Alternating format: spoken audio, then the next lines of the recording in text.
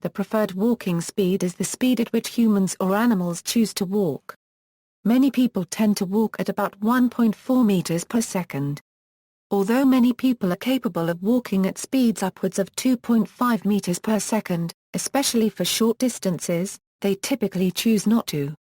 Individuals find slower or faster speeds uncomfortable. Horses have also demonstrated normal, narrow distributions of preferred walking speed within a given gait, which suggests that the process of speed selection may follow similar patterns across species. Preferred walking speed has important clinical applications as an indicator of mobility and independence. For example, elderly people or people suffering from osteoarthritis must walk more slowly. Improving people's preferred walking speed is a significant clinical goal in these populations. People have suggested mechanical, energetic, physiological and psychological factors as contributors to speed selection.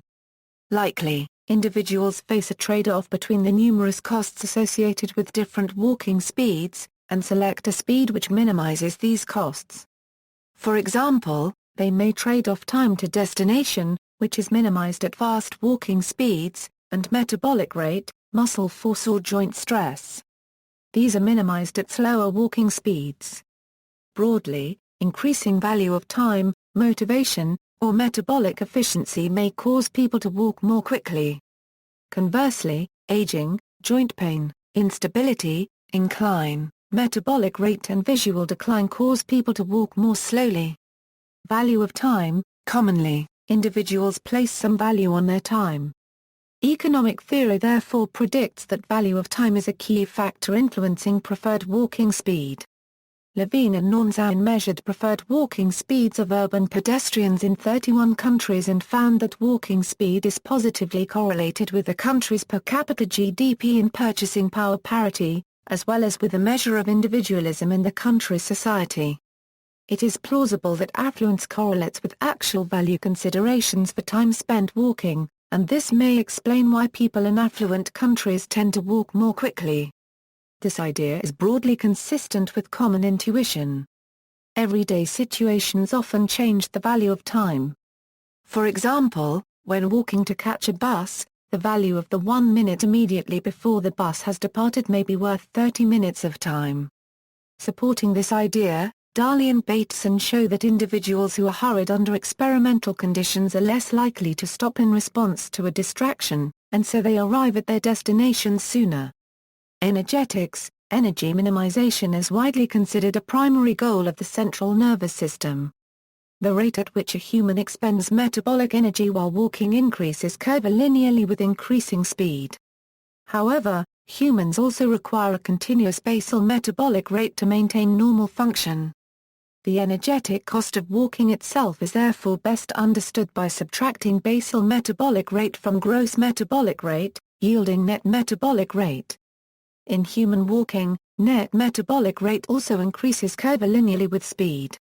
These measures of walking energetics are based on how much oxygen people consume per unit time. Many locomotion tasks, however, require walking a fixed distance rather than for a set time. Dividing gross metabolic rate by walking speed results in gross cost of transport. For human walking, gross cost of transport is U-shaped. Similarly, dividing net metabolic rate by walking speed yields a U-shaped net cost of transport. These curves reflect the cost of moving a given distance at a given speed and may better reflect the energetic cost associated with walking.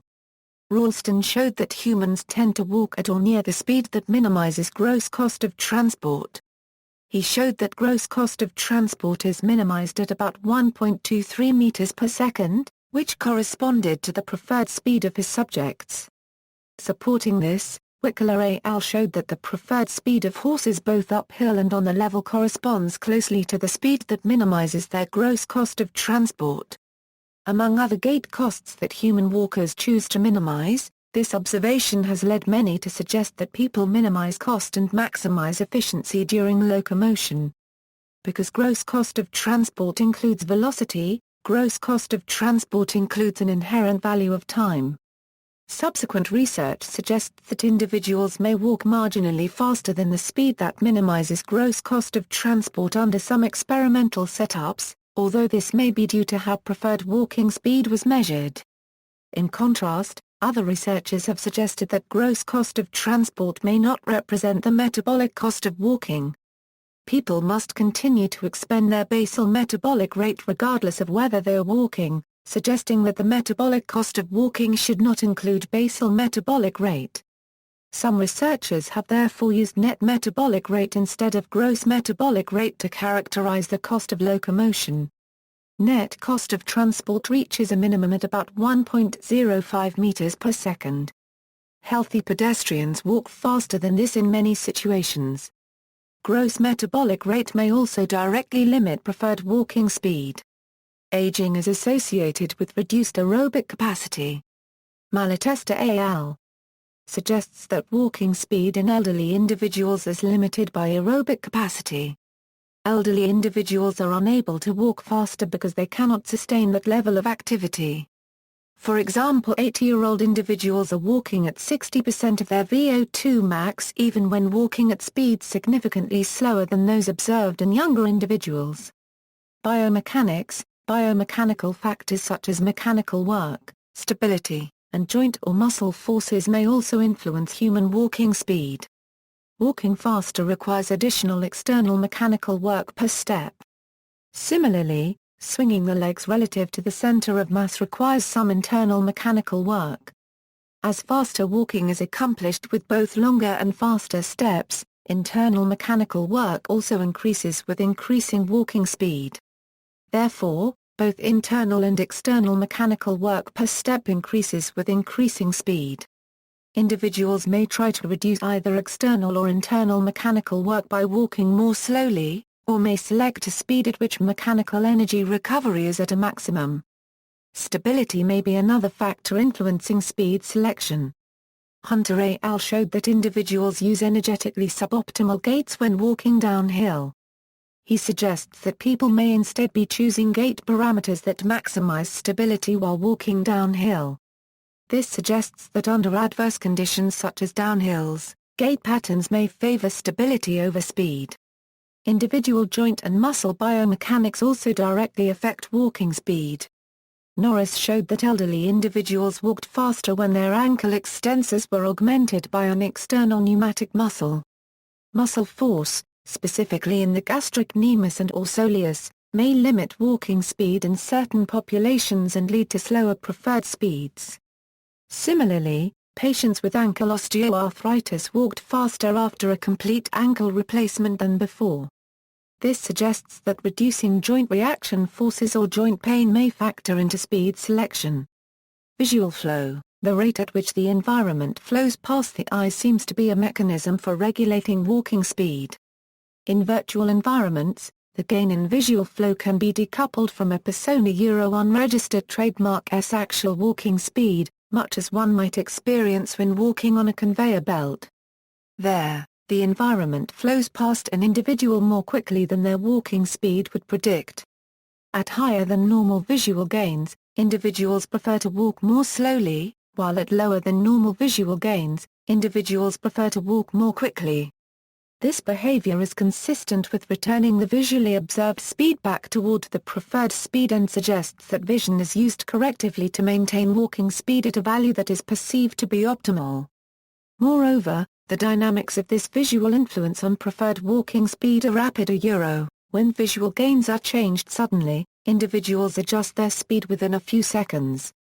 The timing and direction of these responses strongly indicate that a rapid predictive process informed by visual feedback helps select preferred speed, perhaps to complement a slower optimization process that directly senses metabolic rate and iteratively adapts gait to minimize it. As exercise. With the wide availability of inexpensive pedometers, medical professionals recommend walking as an exercise for cardiac health and/or weight loss. NIH gives the following guidelines. Based on currently available evidence, we propose the following preliminary indices be used to classify pedometer-determined physical activity in healthy adults, or equals 10,000 steps day indicates the point that should be used to classify individuals as active. Individuals who take greater than 12,500 steps a day are likely to be classified as highly active. The situation becomes slightly more complex when preferred walking speed is introduced. The faster the pace, the more calories burned if weight loss is a goal. Maximum heart rate for exercise, when compared to charts of fat-burning goals, support many of the references that give the average of 1.4 meters per second or 3 miles per hour, as within this target range. Pedometers average 100 steps a minute in this range, or 1.5 to 2 hours to reach a daily total of 10,000 or more steps. 100 minutes at 100 steps per minute would be 10,000 steps.